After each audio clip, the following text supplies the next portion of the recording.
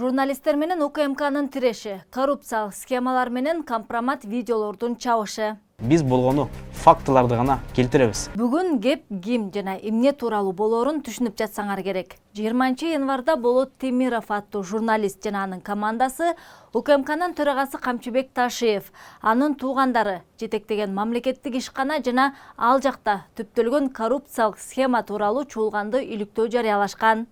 Анда ортомчулук кылган бир компания 2 күндүн ичинде 37 миллион сом товары ачыкталган. Делаем несложные подсчеты и получаем разницу в 37 миллионов сомов. То есть какая-то компания-посредник получает прибыль за счет экспорта продукции государственного завода. И это за 2 дня. Кызыгы арадан 2 күн өтпөй дал ушул иликтөөнү чыгарган журналисттердин офисине формачандар басып киришип, кабарчыларды көмкөрөсүнөн жерге басышып, Болот Темировду ошол жерден түзөлө суракка алып кетишкен. Бирок укук коргоо органдарынын бул сымал аракеттери канчалык мыйзамдуу болгон, алар аша чаап кетишкен жокпу деген суроолорду жараткан бир катар жагдайлар бар. Ошолордун баарын азыр бирден талдап беребиз. Сиздер менен мен Наргиз Айсекова, салам. Сөз башынан болсун. Болот Темиров, Темиров Life аттуу YouTube каналынын жетекчиси. Командасы менен бирге шектүү маалыматтарды териштирип, чуулгандуу иликтөөлөрдү жасап келишет. Алардын акыркы иликтөөлөрүнүн бири мунай иштетүүчү мамлекеттик завод тууралуу болгон. Журналисттер Кыргыз Petroleum Company'ни башкарган Ташиевтердин жээни мамлекеттик ишкананын миллиондогон кирешесин кертип алып жаткан ортомчу компания коррупциялык схемаларды ийне-жибине чейин баяндап беришкен.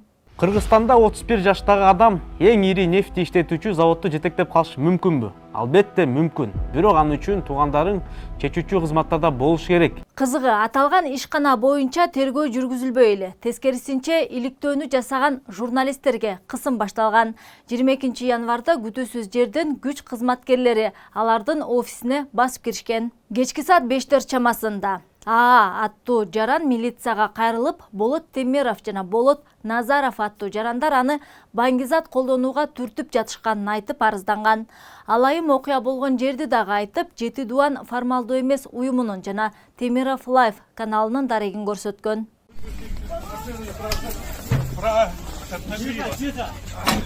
Арадан 2 саат өтпөй Болот Темировдун офисине спецназ кирип келген. Күбөлөрдүн айтымында журналистти суракка алып кетиш үчүн атайын топтогу бери дегенде эле 20 чакты киши келишкен. Ага кошумча милициянын унаасынан 8 машина жетип келген. Бөлмөнүн ичиндегилерди полго бети менен жаткырышып, Болот Темировдун шымынын арткы чөнтөгүнөн кичинекей баштыкчага салынган жашыл нерсени сууруп чыгышкан. Көрсө ал дээрлик 9 грамм гашиш экен. Бул нерсени журналисттин чөнтөгүнө атайлап салып коюшканын Болот Темиров дароо эле айтып чыкты. Что случилось? Они подстали, подкинули мне в задний карман, когда положили меня на пол во время маски-шоу. Вот. Но главное, мы успели выпустить Суракка алып барардын алдында Болот Темировдун канын текшеришти. Жыйынтыгында анын организминен баңгизаты чыккан эмес. Бирок Болот Назаровдун анализи таза чыкпай калган. Канынан баңгизаты табылган. Кандай болгон күндө дагы азыр биз күч органдарынын журналисттерди кармоодо кетирген каталарына токтолобуз. Куда положили? В какой карман положили? Ну-ка вспомни. Они даже не помнят, Они даже не помнят, да? А что происходит? Это уже ненормально. Биринчиден, алар өзлөрүн тааныштырган эмес. Тинтүү, текшерүү, кармоо жана башка аракеттерди кылып жатканда атайын даярдыктагы формачандар алгач өзлөрү менен тааныштыруусу кажет. Алар силерге келген максатын так түшүндүрүп, чоочун жерде жүргөндөн кийин милдеттүү түрдө документтерин көрсөтүшү шарт. Бирок биздин формачандар тиешелүү документтерин 20 мүнөттөн кийин гана көрсөтүшкөн. Тагыраагы журналисттин чөнтөгүнө баңгизатты салып, аны таап чыккандан кийин гана. Ага улай эле экинчи ката кетиришкен. Документтерин көрсөтүп, мыйзамдуу аракеттерди кылуунун ордуна күч кызматкерлери имаратка сүзө качыра киришип, журналисттерге карата күч колдонушкан. Бул адамдын ар намысына кол салууга барабар. Укук коргоо кызматкерлерине карата күч менен каршылык көрсөтүлөт деп эсептегенге негиз берген жагдайларда гана мындай катаал чараларды көрүүгө жол берилет. Журналисттер тарабынан мындай каршылык болушу мүмкүн эмес жана болгон эмес. Мындай негизсиз катаал чаралар адамдын кадыр баркын, конституциялык укугун тепселейт. Дагы бир чоң ката. 2 болотту кармагандан кийин Темиров Лайфтын офисинен бардык техниканы чыгарып кетишкен. Компьютер, видеокамера, айтор бардык санариптик жабдыктарды. Болбосо Баңгизаты менен компьютердин эмне байланышы бар деген суроо туулат. Техникаларды жана башка мүлктү чыгарып кетүүгө формачандардын ордери болгон эмес.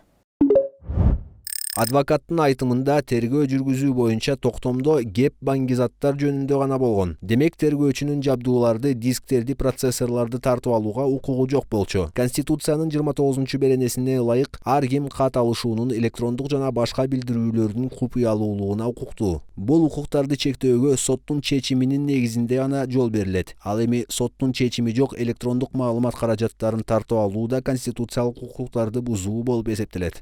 Экспертиза өткөрүлгөндөн кийин журналист менен акынды шаардык ички иштер башкармалыгына алып кетишип, түнкүсүн бир нече саат катары менен сурак калышкан. Эми болсо Болот Темиров жана Болот Назаровго карата эки бирине боюнча кылмыш иштери козголду. Сатуу максатын көздөбөстөн банги каражаттарын мыйзамсыз өндүрүү жана банги каражаттарын, ошондой эле психотроптук заттарды колдонууга көндүрүү.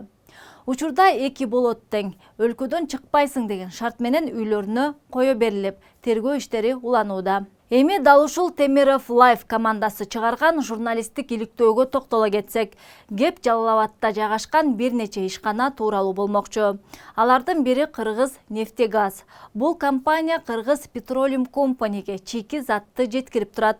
Кыргыз Petroleum Company ал чийки затты кайра иштетип, бензин, дизель жана мазут чыгарып, сатып турат.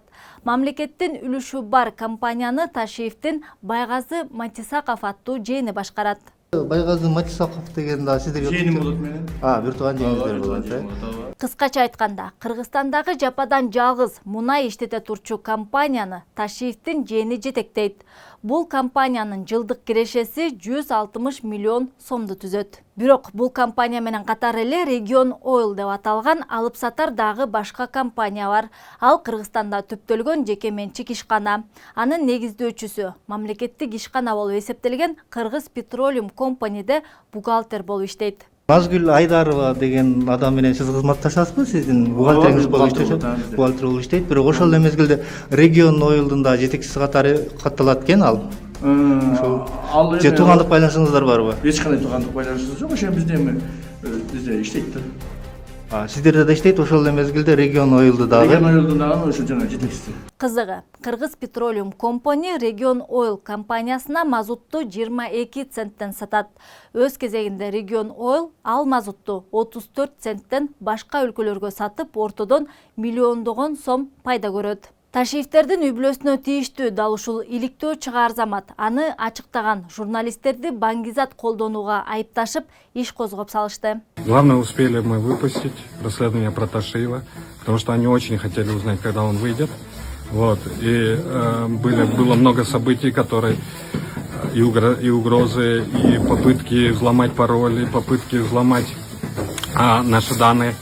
Вот. Но на самом деле мы успели это выпустить, расследование. Дагы бир кызыктуу жагдай. Баңгизат боюнча кайрылган кыздын арызы түшөр замат укук коргоо органдары анын ким экендигин сураштырбай, далилдерди издешпей, дароо эле атайын даярдыктагы аскер адамдарын топтошуп, 2 сааттын ичинде бүтүндөй бир редакцияны басып алышкан. Ал эми Камчыбек Ташиев болсо дем алыш күнү чукул басма сөз жыйынын уюштуруп, Кыргыз Petroleum Company чыгарган мазутту ортомчулар аркылуу сатуу мамлекетке пайдалуураак экенине элди ынандырууга аракет кылган.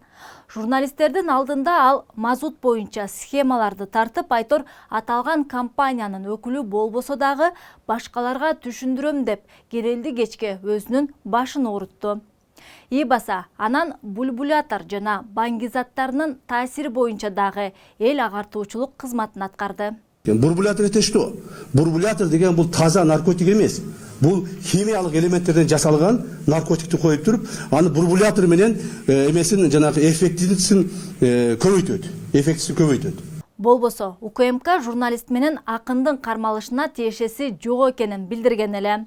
Ага карабастан Камчыбек Ташиев Темиров Лайф редакциясынын каржы булагын ачыктап берүүнү дагы убадалаган эле. Көп узабай Кырнетте Темиров Лайф командасынын ар бир мүчөсү канча сомдон маяна алары тууралуу маалымат жайылып, анын үстүнө Болот Темировдун жеке жашоосундагы сүйлөшүүлөрү дагы жашыруун жаздырылып алганы белгилүү болуп калган. Ал эми Болоттун бетин ачам деп жаткан УКМКнын жетекчиси ал роликтерге тиешеси жок экенин билдирген. Белгилей кетсек, Болот Темиров 2 ай мурун тагыраагы өткөн жылы декабрь айында эле өз үйүнөн жашыруун камера таап алганын билдирген эле. Айтымында мунай ишканасы боюнча иликтөө чыкканга чейин ага карата коркутуулар болуп, маалыматты жок кылуу аракети көрүлгөн. Чуулганды үйлүктөө калың журтка кеңири тарагандан кийин Болот Темировдун редакциясындагы иштеген кыздын интимдик жашоосу жашыруун камерага тартылган видео жарыяланган. Коомчулук бул сымал эң пас аракетке УКМКны айыптап чыккан. Аферисттердин, урулардын, коррупционерлердин бетин ачуу аракети каралоо, телефон тыңшоо, тинтүү, суракка алуу, камоо жана интимдик видеолорду жарыялоо менен коштолууда. УКМКнын жасап жатканы, тактап айтканда, журналист иликтөөчүлөрдүн интимдик видеолорун сыртка чыгарып жибергени бул эң жийиркеничтүү, кара ниеттик жана абийирсиздик. Башка мамлекеттик органдардын, тактап айтканда, жарандардын укугунун жана эркиндигинин гаранты болгон президенттин жана прокуратуранын аракетсиздиги бул ыплас ыкмаларга унчукпай макулдук берип жактыргандыгынын белгиси. Өз кезегинде УКМК интимдик мүнөздөгү ал видеолорго тиешеси жок экенин билдирип, четке чыккан. Журналист Болот Темиров жана Болот Назаров аттуу акындын кармалышына жана коомдо кызуу талкууланып жаткан жеке мүнөздөгү видео тасманын таркатылышына УКМКнын тиешеси жок. Белгилей кетсек, жашыруун камерага тартылган видеолорду таркатуу Кыргыз Республикасынын жазык кодексинин 190 беренеси боюнча тескелет. Мыйзамда белгиленген учурларды кошпогондо адамдын макулдугусуз анын жеке жашоосу жөнүндө жашыруун маалыматтарды мыйзамсыз жыйноо, сактоо, пайдалануу жана жайылтуу 40 сааттан 100 саатка чейинки коомдук жумуштарга же 2 айдан 1 жылга чейинки мөөнөткө түзөтүү жумуштарына же эсептик көрсөткүчтүн 200дөн 500гө чейинки өлчөмүндө айып салууга жазаланат. Жарандын жеке жашоосу тууралуу маалыматты жашыруун тартып алган адамдар мыйзам чегинде жооп бериши абзел. Коомдук иштерге тартылып, же болбосо 20 миңден 50 миң сомго чейинки айыпка жыгылышы шарт. Журналист менен акындын кармалышы боюнча эл аралык уюмдар дагы тынчсыздануусун билдиришти. Журналисттерди коргоо боюнча комитет, Норвегиялык Хельсинки комитети жана АКШнын мамлекеттик департаменти баары тең бир үндөн сөз эркиндигин коргоо маанилүү экендигин билдиришип, иш адилеттүү иликтенет деген ниетин айтышкан. Болот Темировдун канынан наркотиктин кошулмалары чыккан жок. Бул бир жагынан бизди кубандырат. Мүмкүн ал өзү применять эткен эместир. Биринчиден бул кубандырат, экинчиден анын жазасын жеңилдетет. Актуалдуу окуялардан артта калбаш үчүн биздин каналга катталып, лайк басканды унутпагыла. Көрүшкөнчө.